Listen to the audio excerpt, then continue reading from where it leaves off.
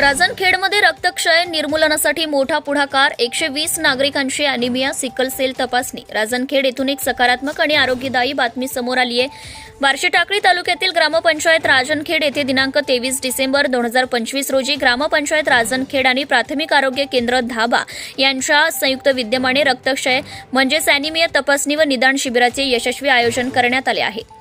या आरोग्य शिबिरात आरोग्य सेवक गणेश अशोक उबाळे आणि सहाय्यक परिचारिका मंगला भानुदास डुकरे यांनी उपस्थित नागरिकांना विविध आजारांबाबत सविस्तर माहिती देत आरोग्यविषयक जनजागृती व प्रतिबंधात्मक उपायांवर मार्गदर्शन केले.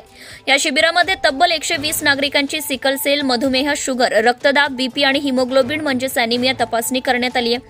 विशेष म्हणजे या उपक्रमास गावातील महिला तसेच शाळेतील विद्यार्थी-विद्यार्थिनींनी मोठ्या संख्येने सहभाग नोंदवत उत्स्फूर्त प्रतिसाद दिलाय.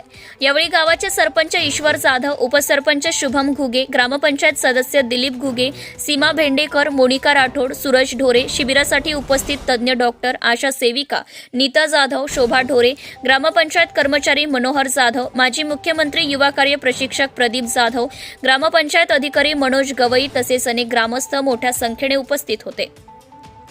या उपक्रमामुळे ग्रामीण भागातील नागरिकांच्या आरोग्य तपासणीला चालना मिळाली असून रक्तक्षयासारखा गंभीर आजाराविषयी जनजागृती होण्यास मोलाची मदत झाली अशी भावना उपस्थितांनी व्यक्त केली आहे.